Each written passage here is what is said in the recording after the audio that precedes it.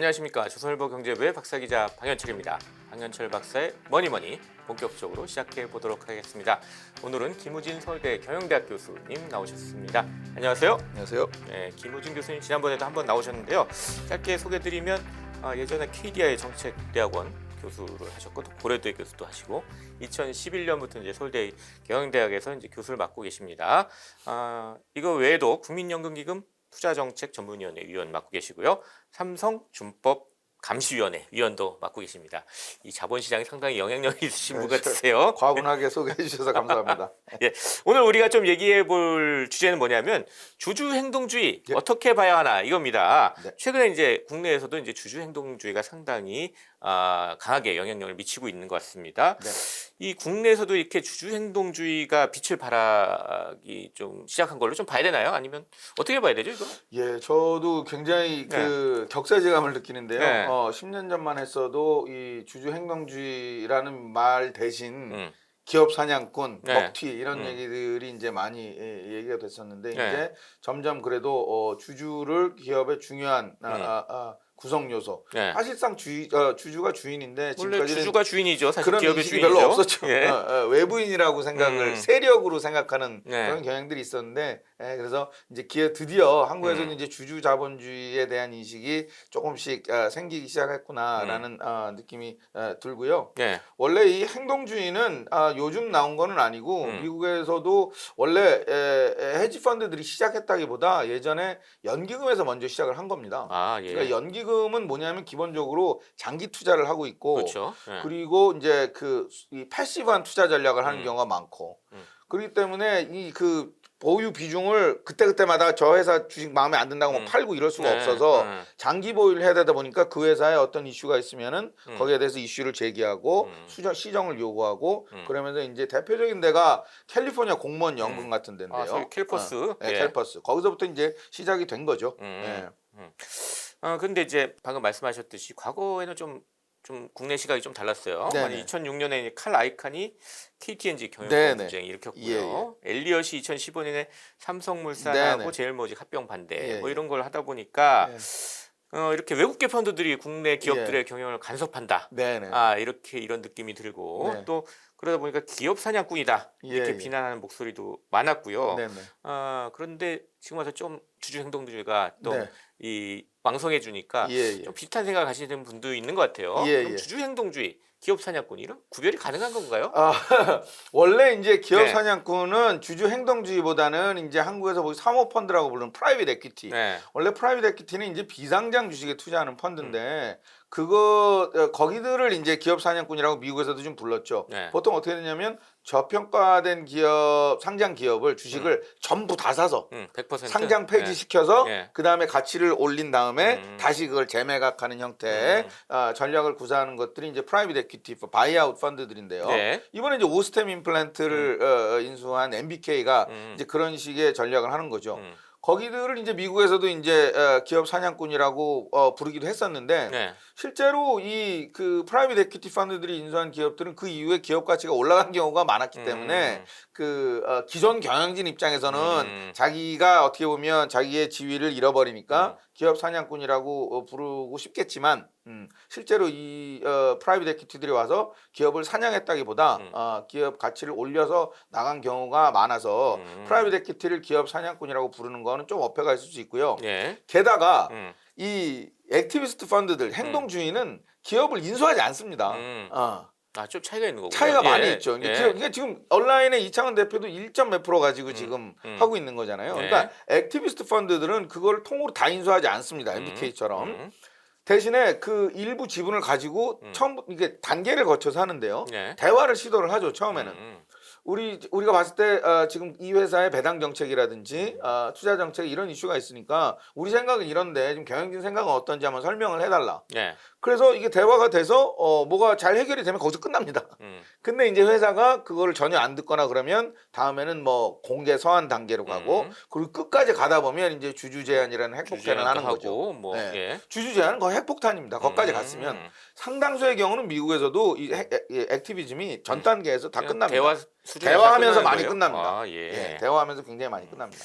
좀 더 이제 광범위하게 보면 외국 자본 얘기를 또 할 수밖에 없는데 외국 자본 먹튀론, 뭐 국부 유출론 뭐 이런 게 많았어요. 외국 자본 어떻게 좀 봐야 돼요? 뭐 지난 시간에 잠시 얘기를 했었지만 예, 그래서 일단 뭐 외국 자본도 그렇고 먹튀에 대해서 좀 말씀을 드리면 이 보통 우리는 먹튀를 이 기간으로 보통 생각하시는 경우가 있는데 투자한 지 얼마 안 돼서 단기간에 돈을 벌고 나갔다. 근데 이 저는 판단 기준을 그거로 본다기보다는 이 사람들이 팔고 나간 다음에 주가가 어떻게 됐냐를 저는 보는 게 중요하다고 생각합니다. 예. 만약에 이게 지금 현재 뭐 10,000원이었는데 행동주의가 들어와서 20,000원으로 뭐 올랐어요. 올렸어? 그럼 20,000원을 팔고 나갔어요. 근데 다시 떨어졌다. 다시 떨어. 그럼 먹튀지. 그럼 먹튀죠. 그 이유도 올랐다? 근데 그 20,000원이 계속 유지가 된다. 유지가 말하자면 된다. 계속 올랐다? 유지가 된다. 예. 그러면 저평가 10,000원으로 저평가했던 회사가 20,000원으로 재평가가 된 거잖아요. 그거는 그러면 그 액티비스트가 기여를 한 거죠.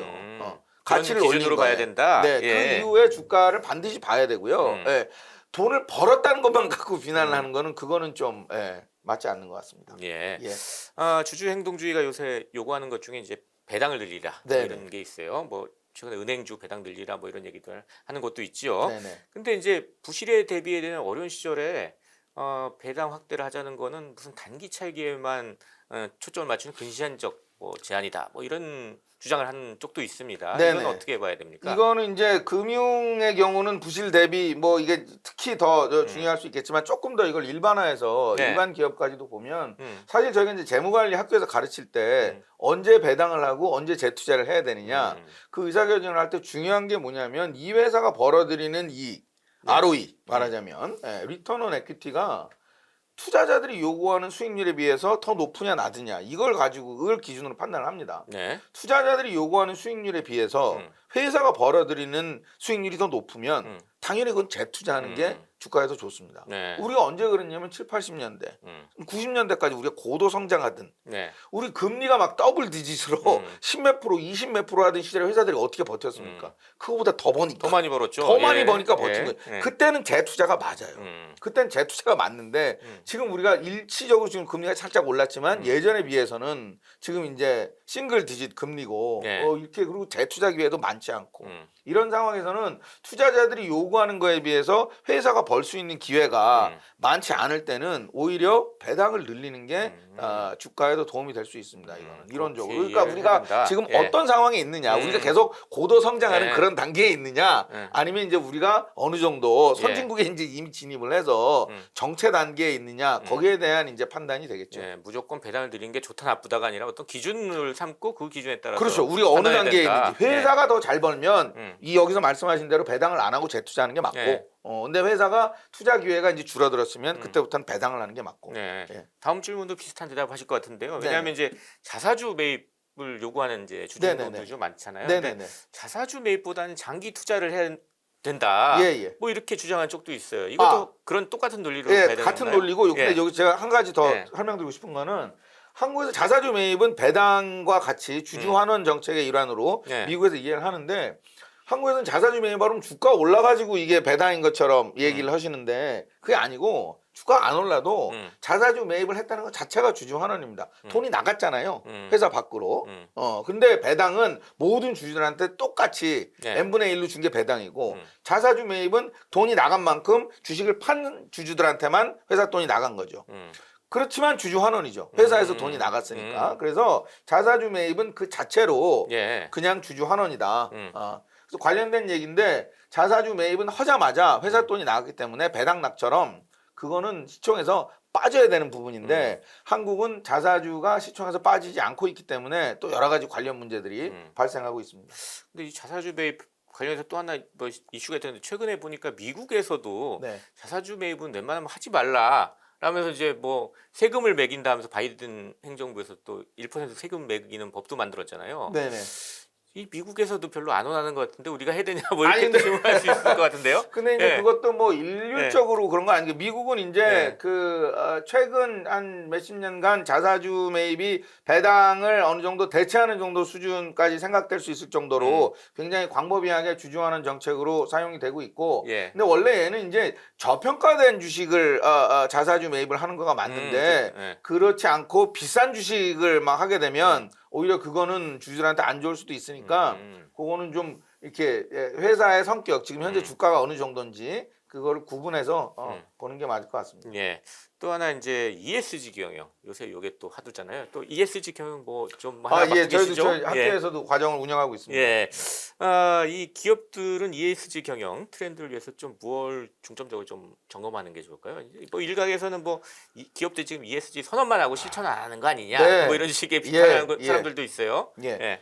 원래 이제 ESG가 나온 거는 이것도 이제 경영에서 나온 게 아니고 네. 원래는 이제 투자자 쪽에서 나온 거죠. 그래서 이 기관 투자자들이 이제 말하자면 무슨 무기를 생산하는 회사, 술 담배를 생산하는 이런 데는 우리가 투자하지 않겠다라고 네. 그러면서 이 그 스크리닝을 하기 시작하면서 이제 이게 조금씩 나오기 시작했는데 이제 우리나라가 워낙 또 이 유행에 민감하고 네. 이런 걸 또 하다 보니까 굉장히 많이 앞서 나갔는데요.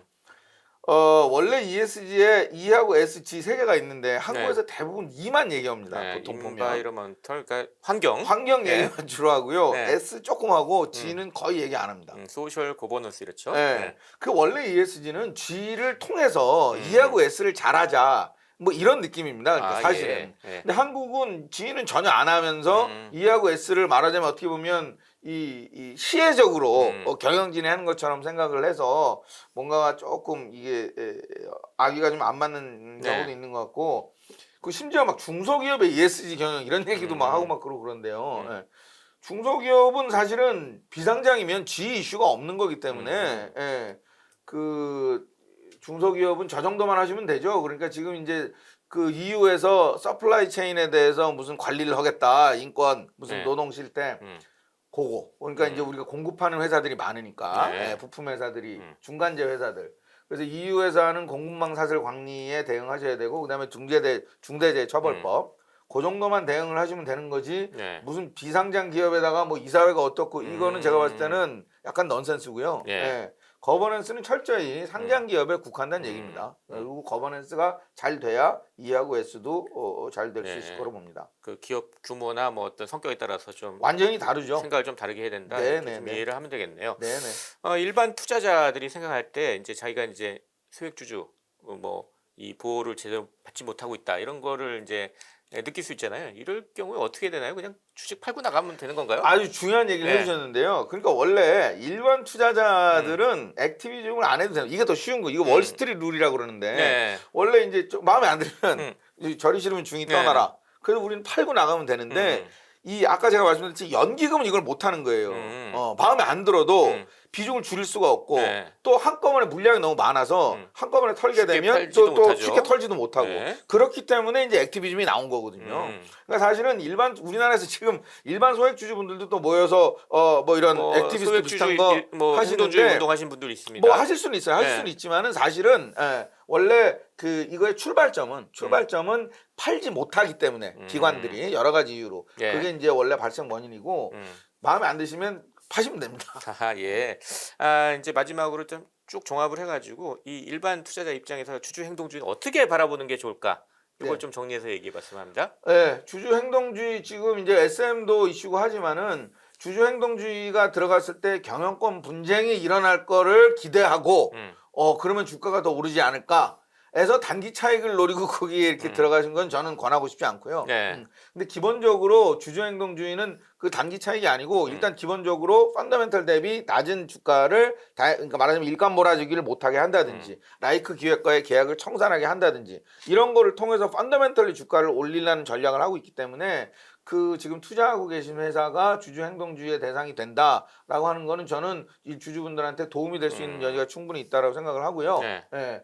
서로 같이 사실은 지배주주 입장도 마찬가지입니다. 주가 오르면 제일 좋은 사람은 주식 제일 많은 사람이에요. 근데 아직까지 우리나라에서는 지배주주들이 주가가 아니라 무슨 비자금이라든지 이런 걸 했기 때문에 상속 때문에 주가 낮은 거를 더 예. 선호하는 이해 충돌 정도가 아니라 이해가 상반되는 상황이 있었기 때문에 앞으로는 그렇게 하지 말고 주가가 올라서 모든 분들이 행복한 그런 이해가 우리가 일치되고 있다라는 쪽으로 인식이 바뀌면 네. 좋을 것 같습니다. 기본적으로는 장기 투자를 생각하면서 물론입니다. 좀 이걸 바라봐라. 물론입니다. 이렇게 이해를 해야 되겠습니다. 네. 자, 이렇게 해서 오늘은 김우진 서울대 경영대학 교수 모시고 주주 행동주의 어떻게 봐야 하나 라는 주제로 얘기를 해봤습니다.